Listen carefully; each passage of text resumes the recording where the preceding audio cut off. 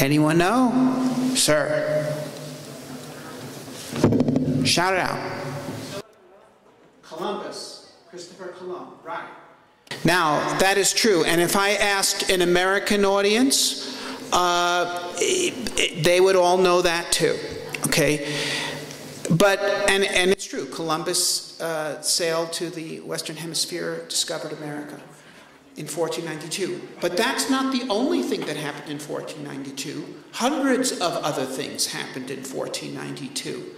There were wars, there were scandals, there was politics, there was all sorts of events. A very rich and corrupt family called the Borgias took over the papacy in 1492. Yet no one knows about that today. What people know about today from 1492 is Christopher Columbus. Well, 500 years from now, what will people remember about our time? Will they remember the wars, the scandals, the politics? No.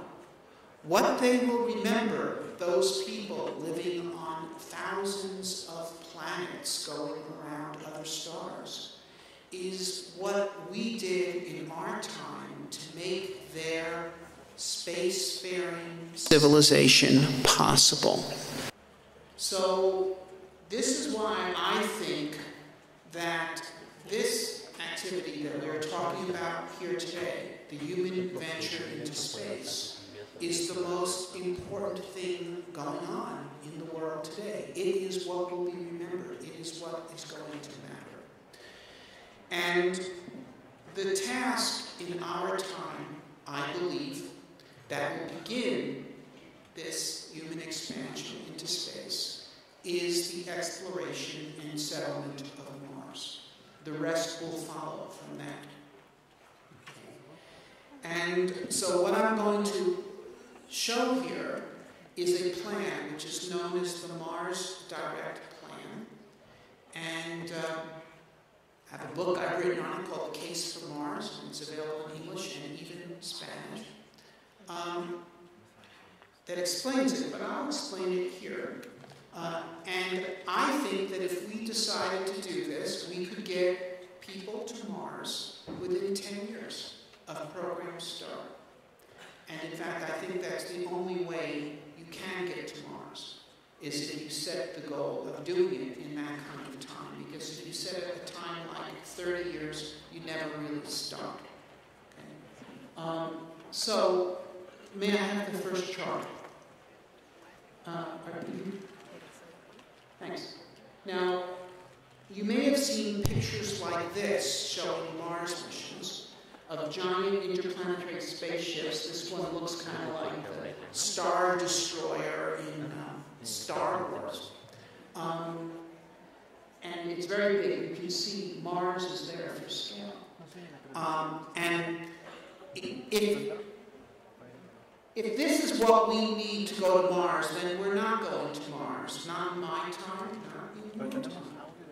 But this sort of thing, while lots of fun to see in the movies, is not necessary to go to Mars. This is not a plan to go to Mars. This is a vision of the science fiction spaceship.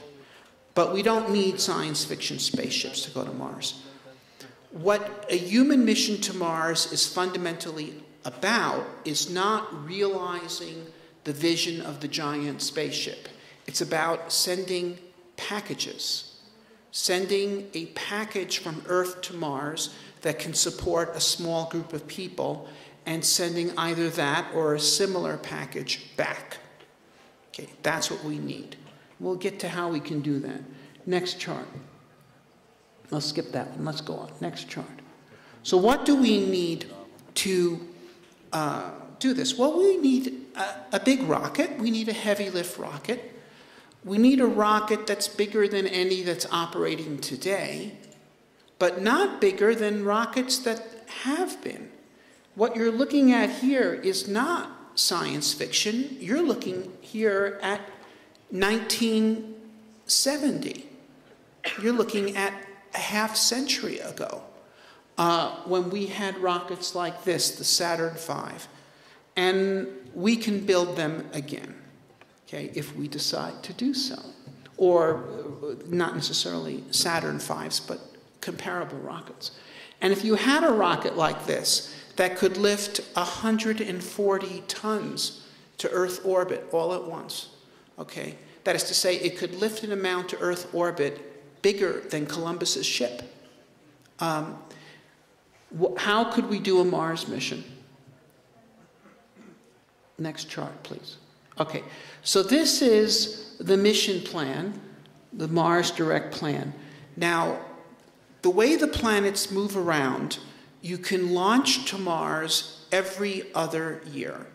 For example, we could launch to Mars. We couldn't launch to Mars this year. We will be able to launch to Mars next year, and then in 2020, 2022, like that. So year 1 is the first year that we're doing this. Year 3 is 2 years after that, okay? I believe that if we were serious on this chart, year 1 could be, 2028, and year 3 would be 2030. I'm not predicting that. What happens in the future depends upon what people decide to do, okay? It's a matter of choice. But I think that from the point of view of technology, we could do this if we decided to do it, okay? So, but I'll talk it as if that is what is happening. Year 1, 2028, 11 years from now, we launch one of these rockets, and we use it to throw a payload to Mars with no one in it, okay? It's unmanned, it's unwomaned, it's automated, okay? Just like all the Mars probes that we have already sent. Now, it takes 8 months for it to fly from Earth to Mars, okay? That's the easiest trajectory to go to Mars. It's called the minimum energy trajectory.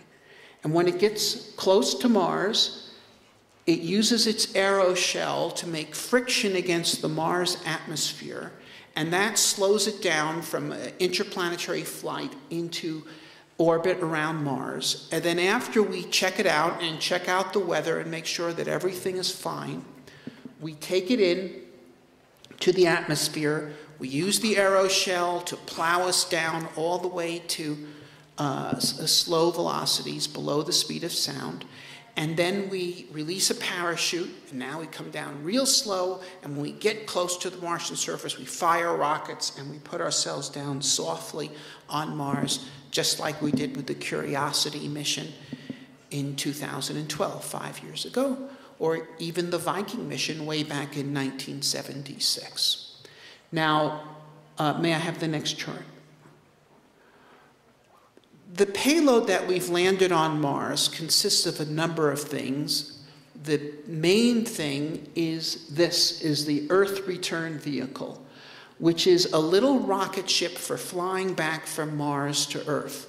Okay, the top part over there is a cabin, which is about 5 meters in diameter and 6 meters tall, so it's got 2 decks, and it's got quarters adequate for 4 people to live in it for 6 months on a flight back home. But there's no one in it now.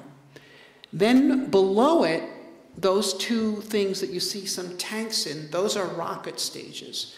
And they use a rocket propellant combination combining liquid methane, which is like natural gas, and liquid oxygen. A rocket needs both fuel and oxygen, unlike a jet that we fly on Earth, because that can get its oxygen from the air. Okay. However, these tanks are going to be filled with methane and oxygen, but there isn't any in them now. It's empty. If this was fueled with all its propellant, it would weigh 4 times as much as it does and be much too heavy for a rocket, even a Saturn V class rocket, to shoot off to Mars. However, in some of the lower stage tanks that are later going to contain methane, we've got a little bit of liquid hydrogen, 6 tons of it stored in there. And then we have below it, not shown in this diagram, is a light truck, like a little pickup truck that runs on methane oxygen. And in the back of that truck, we have a little nuclear reactor, a power of 100 kilowatts, which is like 130 horsepower. About the same amount of power that powers a big car. And, but it's not powering the car, it's just being moved by the car. And now we will drive the car robotically, just like we drive our robots on Mars now, a couple of 100 yards away from the lander, unwinding a cable off the back of it as we go. And then we put the reactor on the ground. Best place to put it is in a little crater or ditch, any place that will help shield the surrounding area from radiation. And now we turn it on. Next chart. And now we do some chemistry, okay? And this shows what we do. Mars has an atmosphere. Its atmosphere is made of carbon dioxide gas, which we're very familiar with here on Earth. Okay, now reaction number 1 takes the hydrogen we brought from Earth and it reacts it with the carbon dioxide to produce methane, that's CH4 is methane, and water, H2O. That methane's our fuel, we put that in our tank. The water we take and we electrolyze it, we split it into hydrogen and oxygen. The oxygen we store, that's the oxidizer to burn the methane, and the hydrogen we send back to make more methane. And then we run a third reactor in which we just take carbon dioxide and split it into carbon monoxide and oxygen. The oxygen is for our propellant, the carbon monoxide is waste. You can vent it, or you could use it for other purposes. For instance, you could react it with Martian soil, which is iron oxide, to make steel. But we don't need to do that here. Okay, but anyway, the point is that with this set of reactions, we can take 6 tons of hydrogen from Mars and turn it into 108 tons of methane and oxygen. Okay, 6 tons of hydrogen from Earth and turn into 108 tons of methane and oxygen on Mars. We're multiplying its useful mass 18 times. So if you think about it, it's like a pioneer, okay, going into a wilderness and acquiring the useful mass of, say, a buffalo for the transported mass of just some bullets and cartridges. Okay, he's living off the land. We're living off the land. We're making use of the resources that are available on Mars. And this is the key to exploring and settling any frontier, is the ability to make use of the resources that are available there. Okay? We're going to Mars because Mars has the resources to support life. Well, why not use those resources? The same resources that make Mars interesting also make it accessible. Okay, and we've actually built machines that do this. Next chart. So now that it took 8 months for that to fly to Mars. It took 10 months to make the propellant. That's 18 months. There's actually 26 months between launch windows to Mars. So before the next launch window opens up, we will know that we have a fueled return ship waiting for us on the surface of Mars. That being the case, in that year, 2030, year 3, we launch 2 more rockets. One shoots out another Earth return vehicle. The other shoots out a Habitat spacecraft that, with a crew of 4 astronauts in it. Now, because our return ride is waiting for us on the surface of Mars, we don't need to fly to Mars in a giant Imperial Star Destroyer. We don't even need to fly to Mars in a comparatively modest Millennium Falcon. No, we can fly to Mars in, may I have the next chart? A tuna can. Okay. Now, this is bigger than the tuna cans that you buy at the store. It's about 8 meters in diameter and 6 meters tall, so it's got 2 decks. The upper deck is where the people live. The lower deck is more of a cargo hold workshop kind of place. Here's the upper deck. And what you see here is a science area, exercise area, a galley where they eat, a little stateroom for each of the 4 astronauts. And then in the center, the circular area in the center is called a solar flare storm shelter. Okay? Now, to protect you against solar flares, there's actually 2 kinds of radiation that can harm you in interplanetary space. Solar flares, cosmic rays. They're completely different from each other. Solar flares come from the sun. And they're not going on all the time. They just come once in a while, maybe a big one once a year, okay? Kind of like a hurricane. It can happen irregularly. Most of the time there isn't one, but when there is, it's big, okay? And it will last a few hours, and it will hit the ship with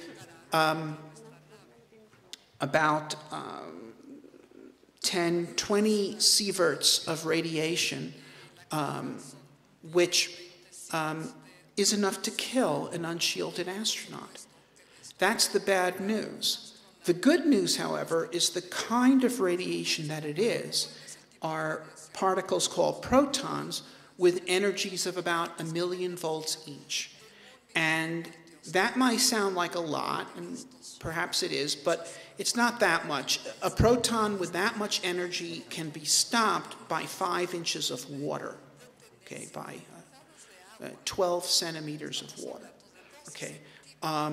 So the solar flare shelter then is a little part of the ship that we can shield with water and things that from the point of view of physics are basically the same thing as water, like food, or things that water and food become as the mission proceeds. And we can pack that in around a small area, and so a solar flare happens, an alarm rings, everybody goes in there, they're packed pretty tight for 4 hours, but then it's over, the all clear rings, they go out, and that's how they're safe against solar flares. Okay.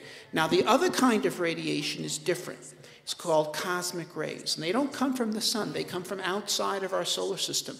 And in fact, physicists don't even know how they could be made anywhere, but they're real, they're coming in, and they're particles that are coming in with energies not of 1 million volts each, but 1 billion volts each. That is 1,000 times more energy for each particle than the solar flare.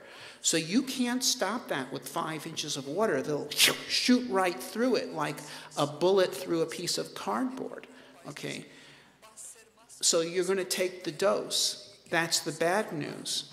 The good news is that the amount of radiation, first of all, it's predictable, it's constant, it's like a little pitter-patter of like a light rain that goes on all the time, okay, of radiation, and it's about half a sievert a year for every year you're in space.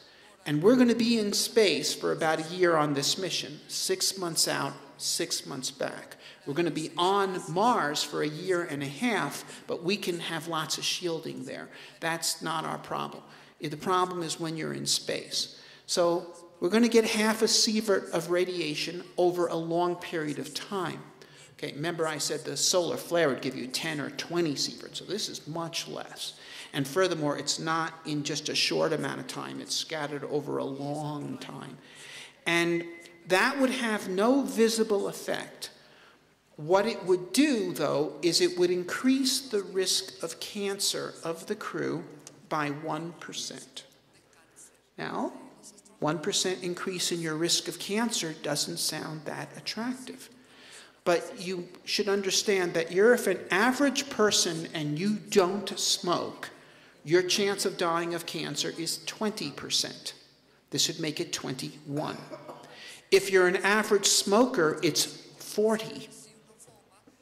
Okay, so in fact, if we recruited the crew from smokers and sent them to Mars without their cigarettes, we would be reducing their chance of getting cancer.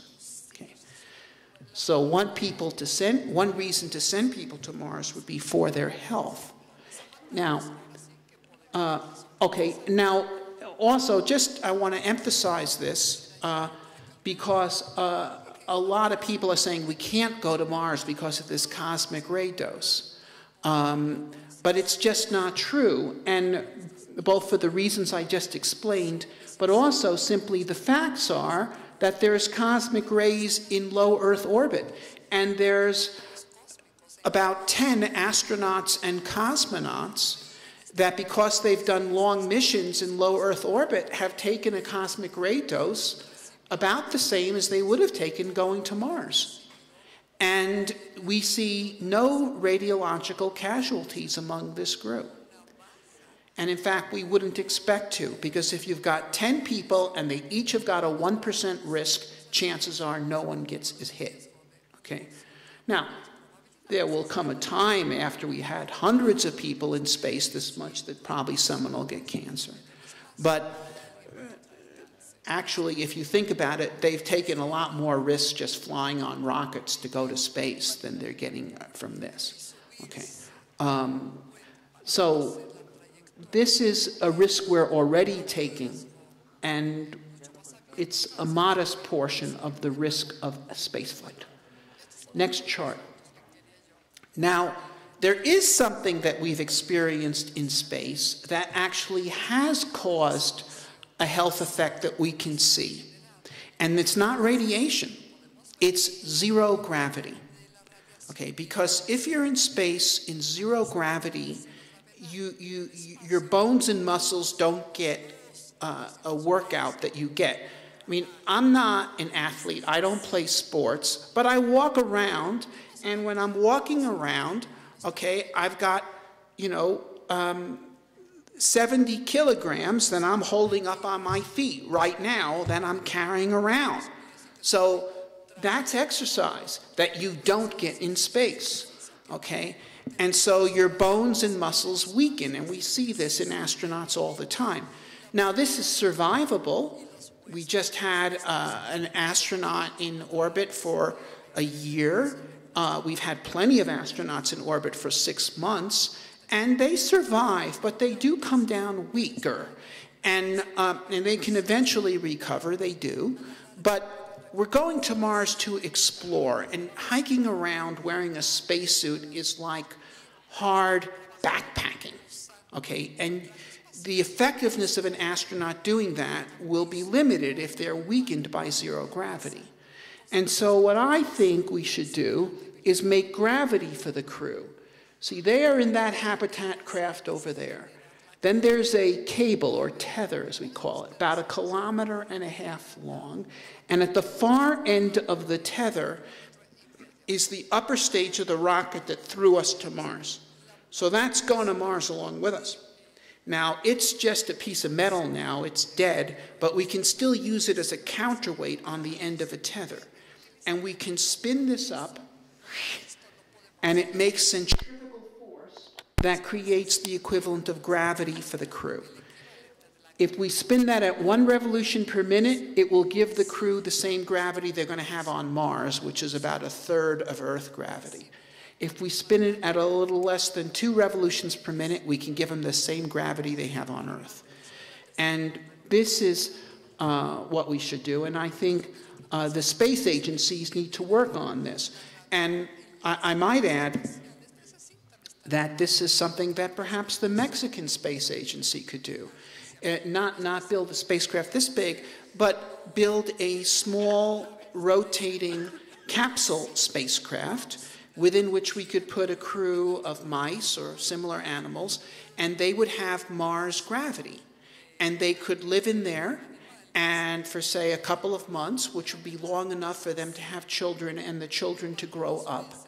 And then we would see how Mars gravity affects mammals from Earth, both those born and raised on Earth and children born in it that grow up. How will they develop?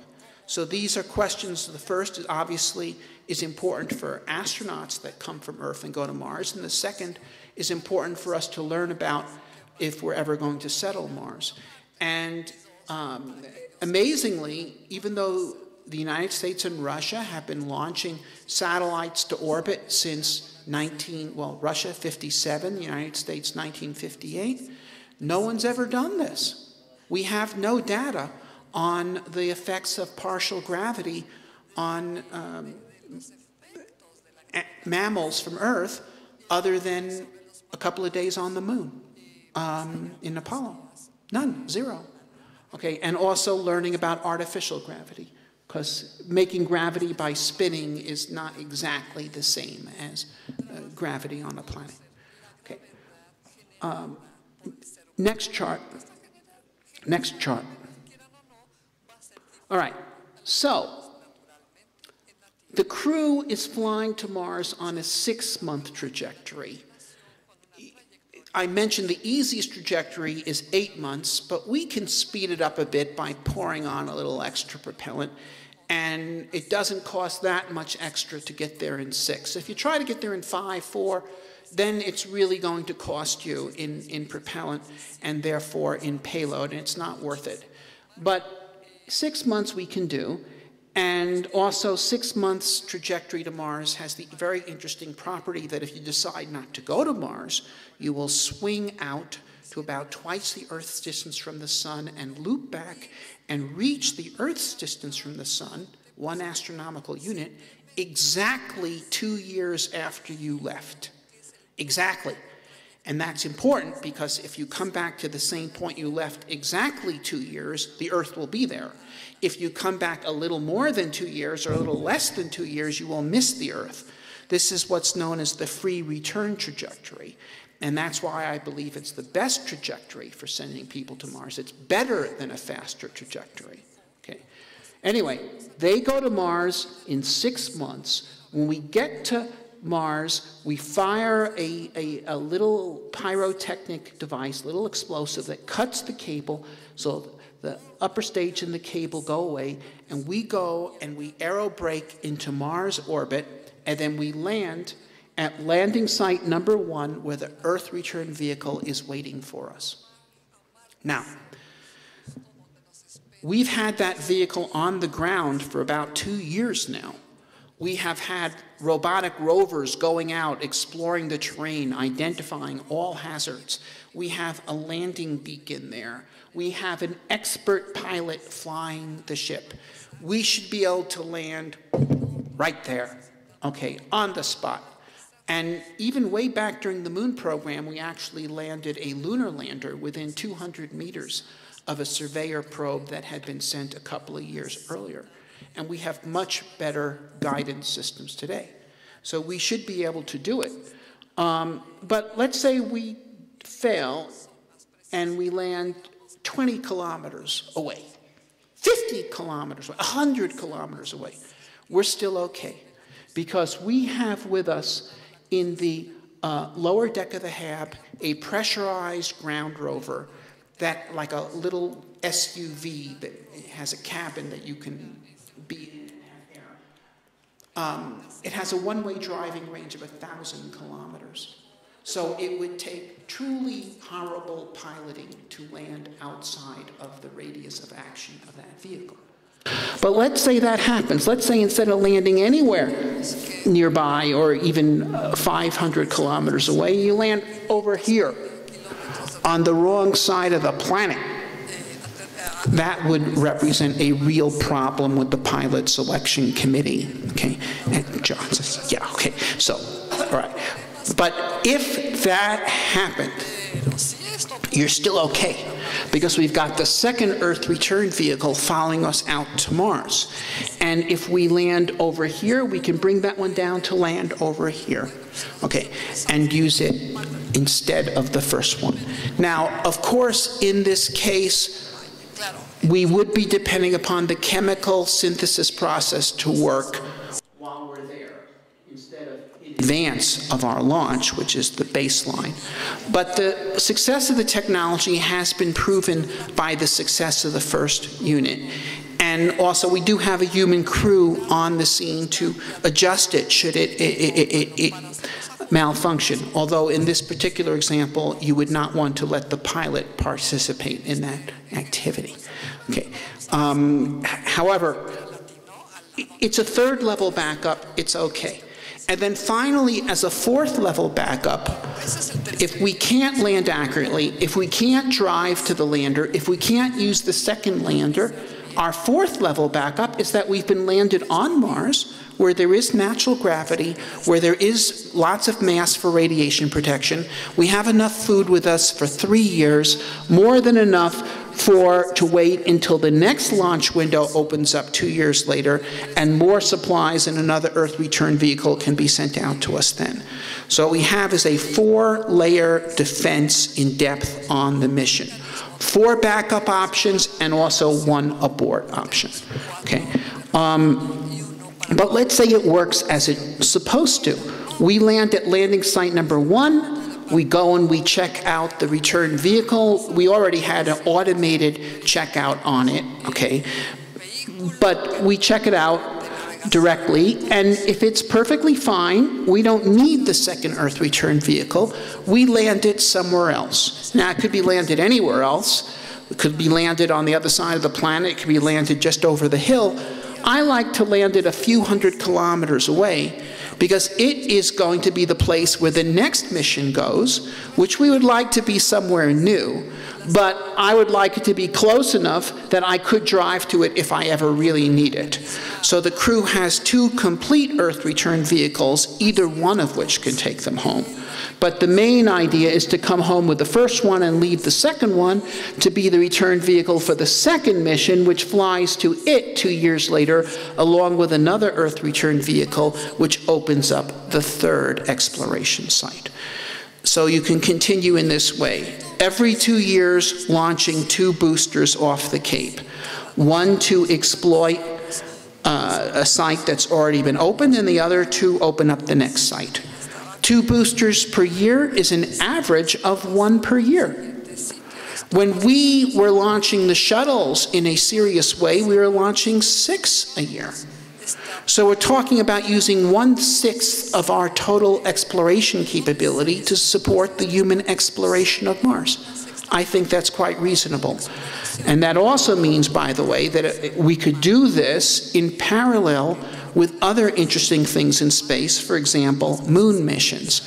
I don't think we need to spend, 30 years on the moon before we go to Mars. But I think going to the moon is an interesting thing to do. You could set up telescopes there. There's other things we could do on the moon. And we can do it at the same time as the Mars mission. Okay, next chart. So this is an actual photograph of the Mars base. Do you believe that? Okay, it's not a photograph yet. We have to make it real. Okay, but this is an artist's conception of what it might look like. So there is the Earth return vehicle. In the background is the nuclear reactor in that little crater, the tuna can hab where they live. On the far left are some solar panels for backup power if we ever have to turn the reactor off. The little pressurized rover, that's our exploration vehicle, looks like a little SUV. In the shadow, I guess you probably can't see it, is the light truck that was used to deploy the reactor. That's a backup car. And then in the front here is an inflatable greenhouse, which is not a mission-critical element. It is an experiment in growing crops on Mars, in Martian soil, with Martian water, Martian gravity, Martian sunlight, for the benefit of future missions and future bases. Now, we're going to be on Mars for a year and a half. Why a year and a half? Because that's the amount of time you have to be there for the planets to move around and give you a launch window back. But if you think about it, if you're spending 6 months to go and 6 months to come back, you probably do want to spend at least a year on Mars. You want to spend the majority of your time away from Earth actually on Mars, not traveling. Okay. Because that's the productive part of the mission. And we're going to use that time to explore. We're going to explore Mars for its resources, and we're going to explore Mars for its science. And the there's lots of different scientific questions that scientists want to learn about Mars. But there's two sets that are of interest not just to professors, but to everyone, to the general public, to you, me, and people all over. And the first set of questions are around the issue of, was there or is there life on Mars? Okay, next chart, please. Skip that one, next chart. Yeah, this is a real photograph of Mars. Okay, these were actually taken in 1976 by the Viking orbiter. And what you can see here, if you look up in that corner, what does that look like, those strange things? Okay, you don't see anything like that on the moon. Those are dried up riverbeds. That's what those are. Those are water erosion features. And since this picture was taken, we've imaged thousands and thousands of water erosion features of all kinds on Mars. Dried rivers, dried lakes, even a dried up northern ocean.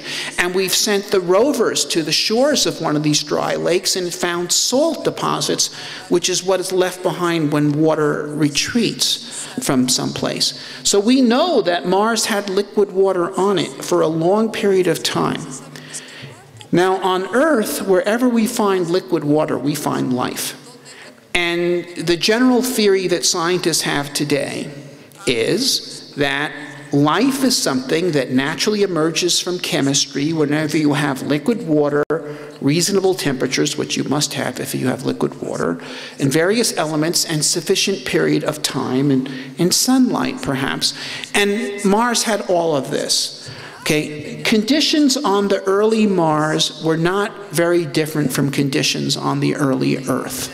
Okay, they weren't. And so if the theory is correct that life naturally comes out of chemistry whenever you have the right physical and chemical conditions, it should have appeared on Mars. And if we can go around on Mars and explore, and maybe there isn't life on the Martian surface now because there isn't liquid water there now. Maybe it died out. But if it was ever there, it would have left fossils. And even bacteria can leave fossils. Colonies of bacteria leave fossils called stromatolites. It's the, sort of analogous to coral organisms creating coral reefs. Even though the little coral animals are tiny, the reefs can be big. And if we can find these on Mars, that would prove that life, it didn't just happen on Earth and Mars, it would prove that life is a general phenomenon in the universe. Because we now know from our Kepler Space Telescope that most stars have planets. And every star has a correct distance from it, near or far, depending upon the brightness of the star, where you have the right temperature for liquid water. So if life emerges wherever it has a decent planet, it means life's everywhere, okay? And since the whole history of life on Earth is one of development, from simple forms to more complicated forms, manifesting greater capacities for activity and intelligence and ever more rapid evolution, if life is everywhere, it means intelligence is everywhere. It means we're not alone. This is worth finding out. Now, furthermore, if we can go to Mars and set up drills and drill down perhaps a kilometer or so, and we've drilled a lot deeper than that on Earth, okay, deep underground on Mars, half a kilometer to a kilometer down, there is liquid water. No liquid water on the surface, it's too cold, but you go down, it gets warmer. And there's underground water on Mars.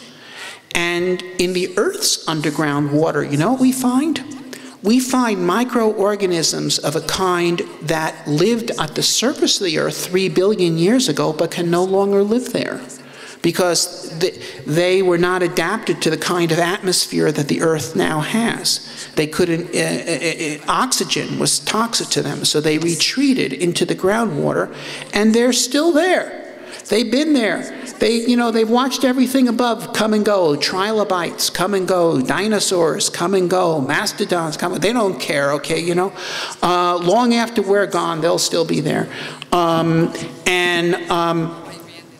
If there was ever life on the Martian surface, You know, life finds a way to persist if it can. If it has to retreat, it does. Okay? And so if there was ever life on the Martian surface, it's a good bet that it's still there underground. And if we can go there and drill and bring up some of that water and take a look at it, we'd be able to see not just that Martian life once was, be able to see what it's like. And not just what it looks like, what it's made of. Because you see, all Earth life uses the same chemistry. It uses the same 21 amino acids. It's very specific. It uses the same method of replicating information from one generation to the next, RNA and DNA. It's one alphabet, okay? I mean, different books, but they're all one alphabet written in one language, okay? And so is that what life is? Or are there other languages? Are there other alphabets of life? Okay, are there other ways to tell stories than through books? Okay, so in other words, what I'm saying is, on Earth, all life is the same alphabet and the same language. But is that how it is in the universe? Are we what life is, or are we just one example drawn from a much bigger group of possibilities? This is what we could find out by going to Mars. Now, at the end of a year and a half on Mars, we're going to get into that Earth return vehicle, start it up, take off, and fly back to Earth. Okay? Go back 2 charts. Back, retro. Yeah, no. Yeah. Okay, so we fly back in the Earth return vehicle. We leave behind on Mars our habitat, the greenhouse, the reactor, the cars, the solar panel. Is that bad, leaving all this very expensive stuff behind on Mars? Shouldn't we bring it home? No. We have a lot of stuff on Earth already. The idea of Mars missions is to bring as much stuff to Mars as we can and come back with as little as we can, because everything we leave behind on Mars will become available for future explorers to use. So now let's go charts, miss, excuse me. Next, stop. Okay, now, this is a map of Mars. Texas is there for scale. You can see Mars is much bigger than Texas. Anyway, these circles represent one possible plan for a Mars exploration program. The landings are at the centers of these circles. The circles, they have a radius of 500 kilometers. Because you remember I said the ground vehicle has a one-way range of 1,000 kilometers. So therefore it has a round-trip range of 500. So that you could explore each of these circles in a given mission. Okay, it's a pretty large area. And the centers of them are separated by less than 1,000 kilometers, so you could drive from one base to the next. So for instance, if you're stuck in Texas, you could drive over to the west and you're in New Mexico, which is more interesting, and so forth. Okay, so, but in other words, we're setting up a string of stations on Mars that give us the ability to explore a rather large area. But after a number of these missions have happened, and I don't know whether it's 8 or 6 or 4 or 12, but some number like this, we'll know the answer to the science question that I said. We'll know if life ever existed on Mars, and how far it managed to get, and if it's still living, what is it like? Okay, or if we find nothing, we'll have at least a fair degree of confidence that there is nothing. And in that case, the main question about Mars is going to shift. You may remember I said there were 2 fundamental questions about Mars. And the second question is even more interesting than the first. And that is not, was there or is there life on Mars? That is, will there be life on Mars? Next chart, please. See, because the most important single fact there is to know about Mars is this, that Mars is not just an object of scientific inquiry. It's a very important one. It's the key to understanding the truth about the prevalence and diversity of life in the universe. But more than that, what Mars is a world. It's a world with a surface area equal to all the continents of the Earth put together, and that has on it all the resources needed to support life and therefore technological civilization. And if we can go to Mars and learn how to use those materials and turn them into resources, okay? See, actually, there's no such thing as natural resources. There's only natural raw materials. It's human inventiveness that turns them into resources. Land was not a resource until people invented farming. Okay? Oil was not a resource till we invented oil drilling. Uranium was not a resource till we invented nuclear power. Deuterium is not a resource now, but it will be once we develop fusion power. Okay? Mars is not a resource now, but it will be once there are resourceful people there. Okay? And if we can go to Mars and be resourceful and learn how to use the stuff that's on Mars, we're turning them into resources.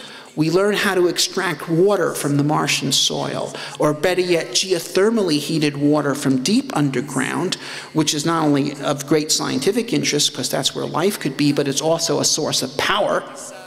Okay? We learn how to make bricks and glasses and ceramics and plastics and metals and wires and tubes and habitation structures. Then Mars becomes a habitable place for us. A place is habitable for you or not if it has resources that can support you, or put another way, if you know how to use the stuff that is there and make them into resources. Two people could be stranded on an island covered with forests, and one could starve to death in 3 weeks and the other could live there forever in comfort, because one can see how to use the stuff that is there and the other can't.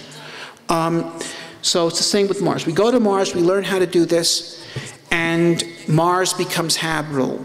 And it becomes a place where human beings can settle and new branches of human civilization can grow and ultimately grow in size and industrial and technological capability to the point where in the fullness of time they can actually address the question of transforming Mars itself, not just intellectually, as is the task for our generation, but ultimately physically.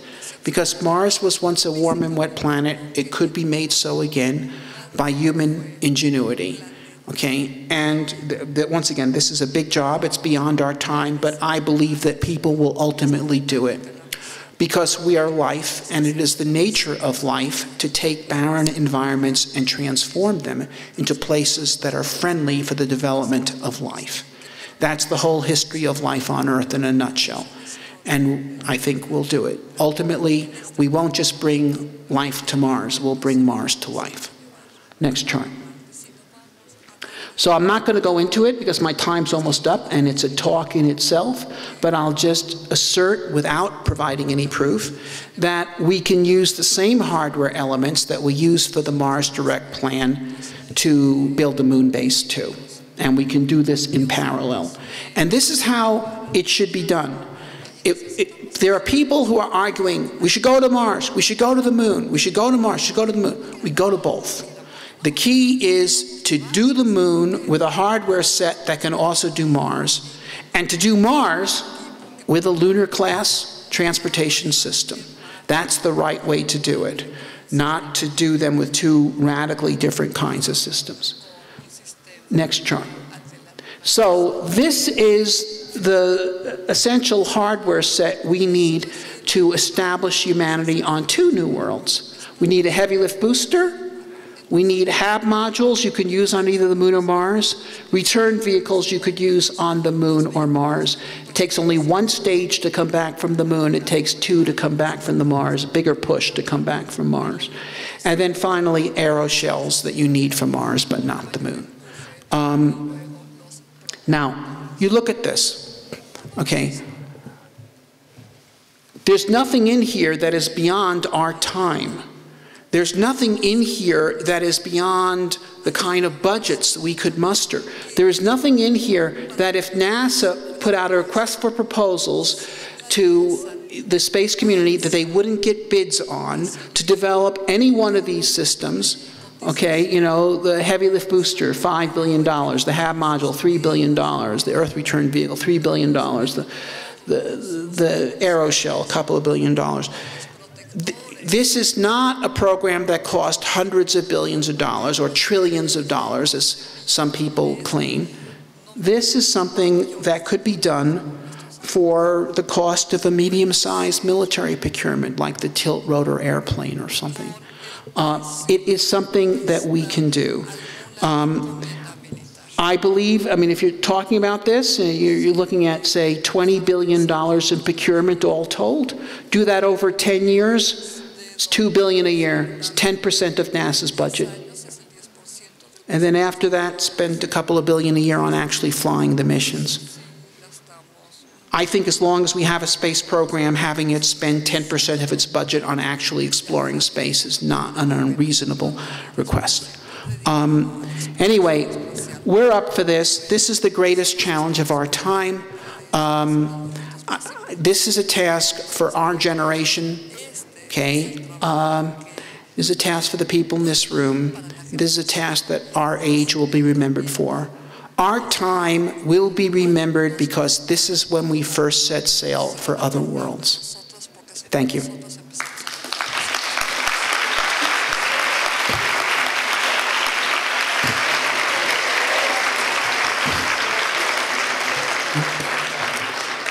Is there any time for questions? All right.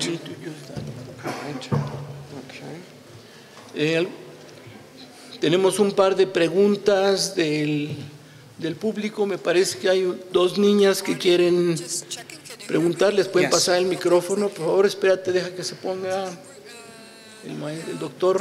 ¿Lista?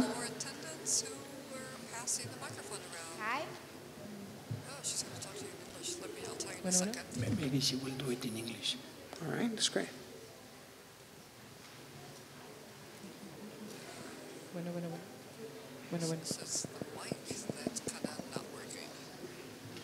Houston. Shout it out.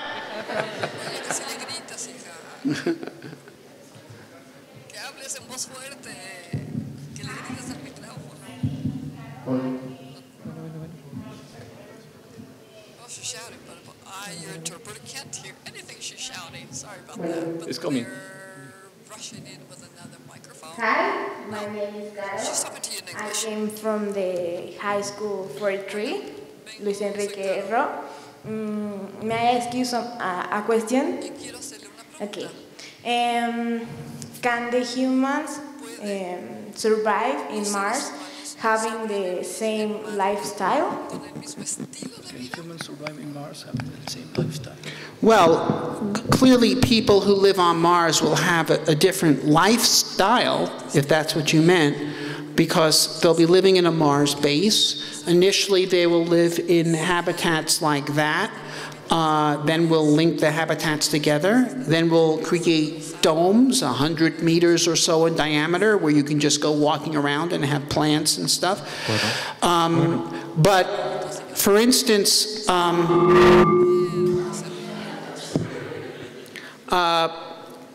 you know,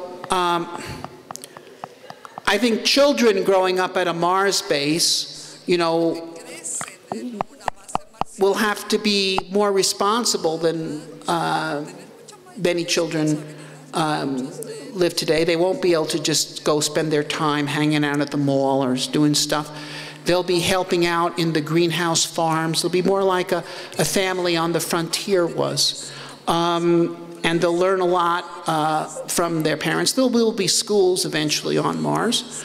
But I think that young people on Mars will, because there'll be much fewer people on Mars. Young people will have to start sharing in adult responsibilities earlier in life than you do here.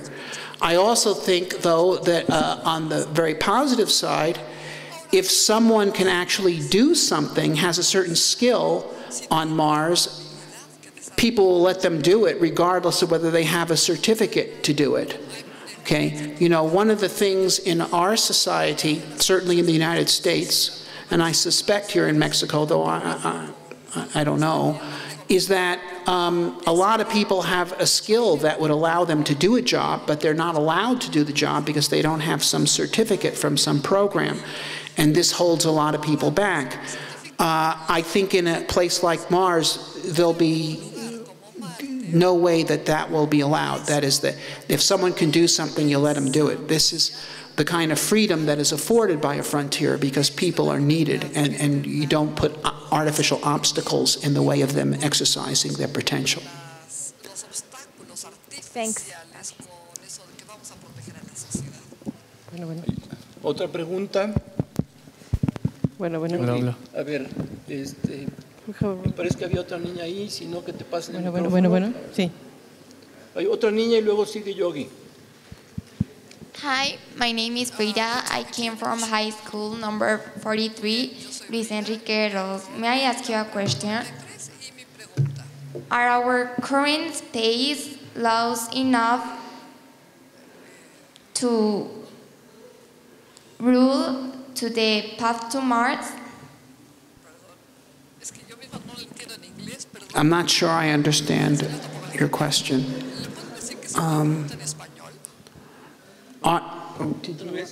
Do you understand? ¿La puedes repetir, mija?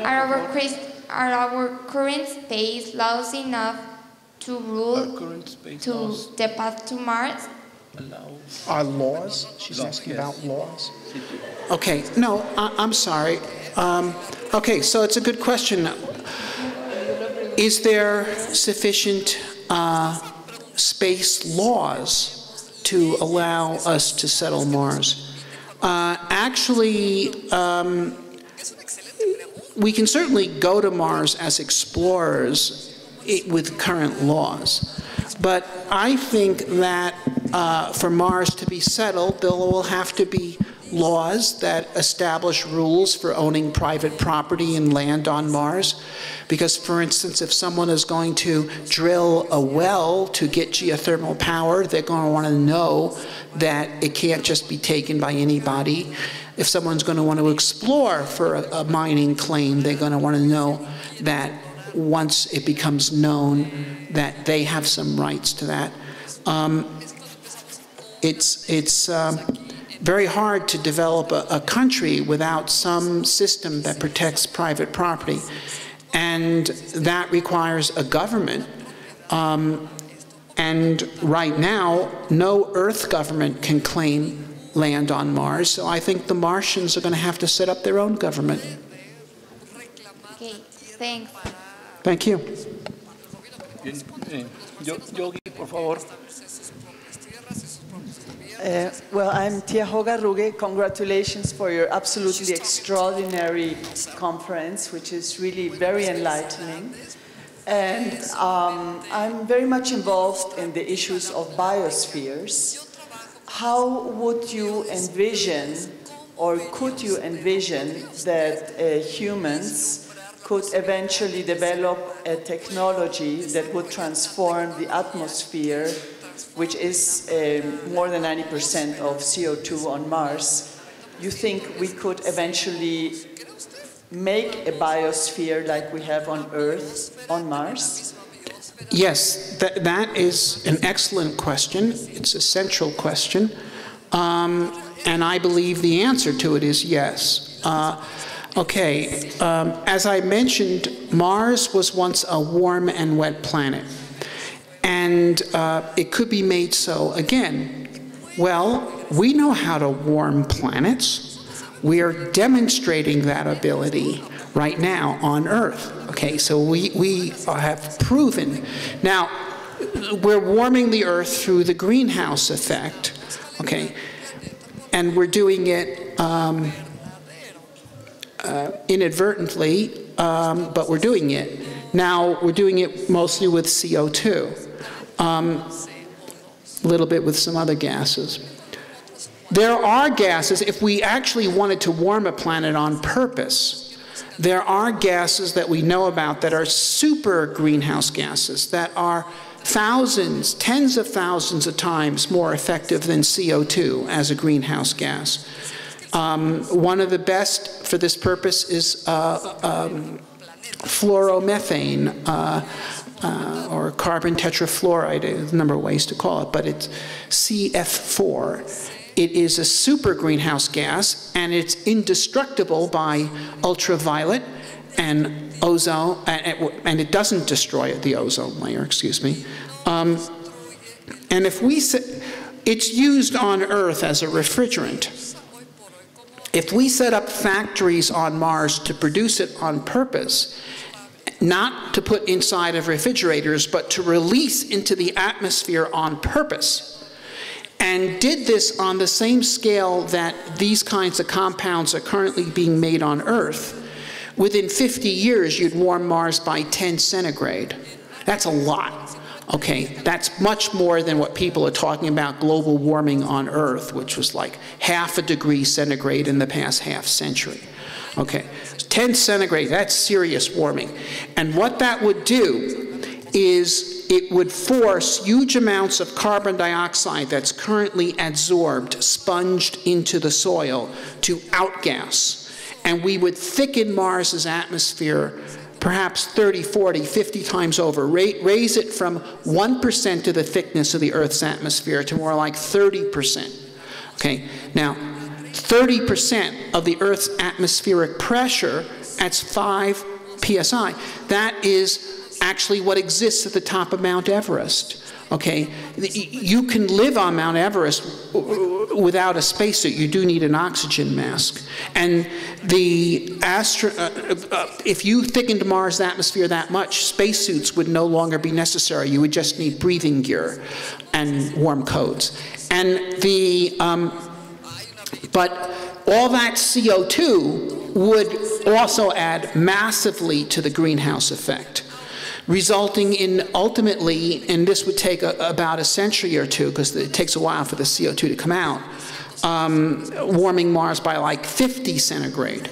Now, so in other words, you have an amplification effect, positive feedback. And so you are warming it directly 10 centigrade, and that releases enough CO2 to multiply at 5 times. So now you have a situation where the equatorial regions of Mars have average temperatures above the freezing point of water. And the mid-latitudes have temperatures above the water freezing point during the summer. So the water that is frozen into the soil will melt. Okay, there's a lot of water on Mars. There's actually as much water on Mars as there is fresh water on Earth. That is, if you got rid of the saltwater oceans and just had, you know, the lakes, the rivers, some of which are quite large, there's that much water. And it's enough for a biosphere. So that stuff will start melting. Those dry riverbeds on Mars would start to flow with liquid water again. The dry lakes on Mars would start to fill up. And there would be rain, okay?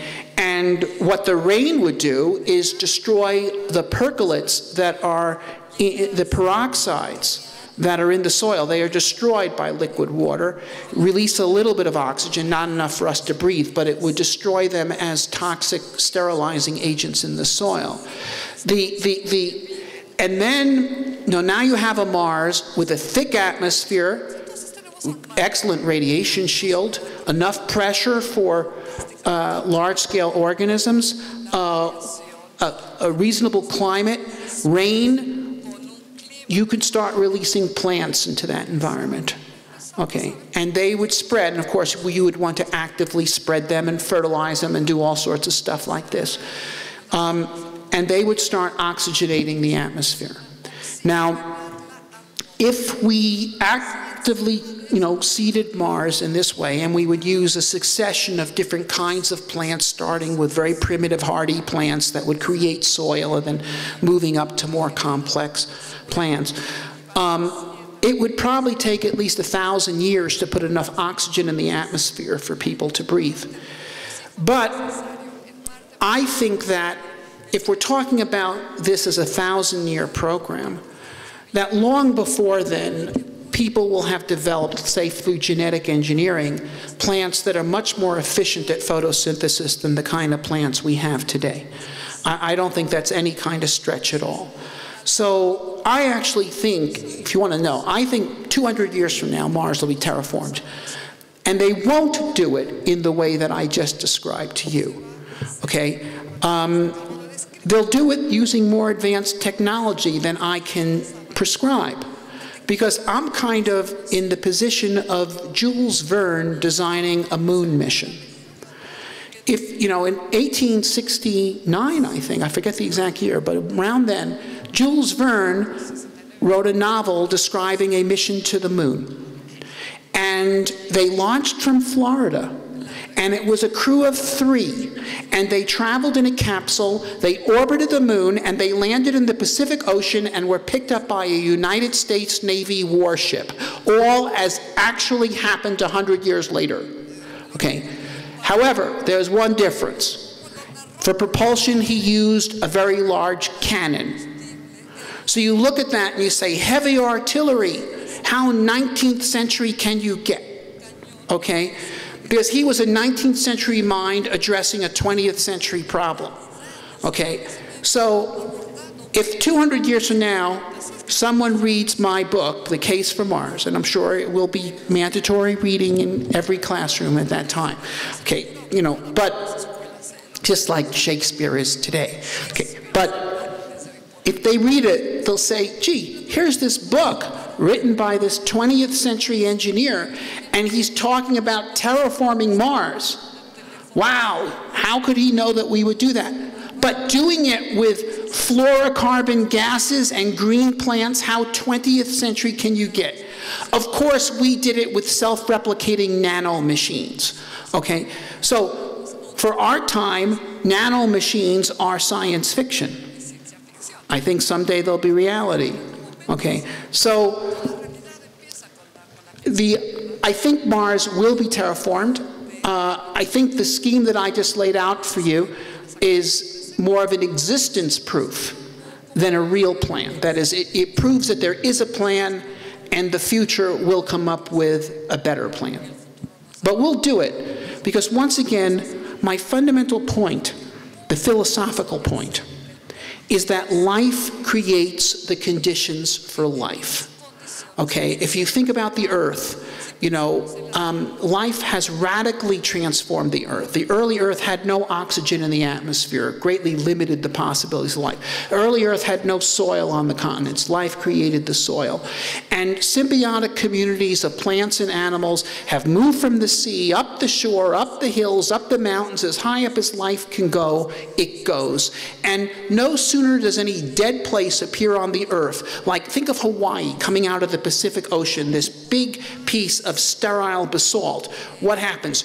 Birds fly over and they drop seeds, so the place becomes lush. And then Polynesians come and they let loose pigs, so there's something good to eat. And then Europeans come and they build hotels, so there's a nice place to check in. This is what we do. And it would be unnatural if humans, who are kind of the birds that the biosphere has evolved to take the seeds of life from this planet and transform it, transport it to other islands out there in space, did not do that. And so I think we're going to do it someday. That effort is a little bit beyond our time, but we can take the first step by establishing that first human foothold. All right.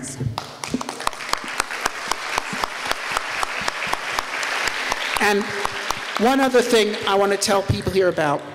There is a Mars Society Mexico. It has a Facebook group. You can join it on Facebook and become aware of its activities and take part in the discussions it has and all that kind of thing. All right. Thanks a lot. You have a page with that? Yes. Le damos las gracias al doctor Zubrin. Me gustaría que el maestro Carlos Duarte me acompañara para entregarle su reconocimiento. This way, please.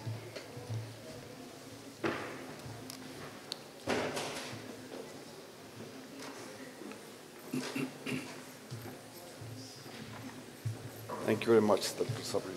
Well, thank you. You're very passionate. Okay. You and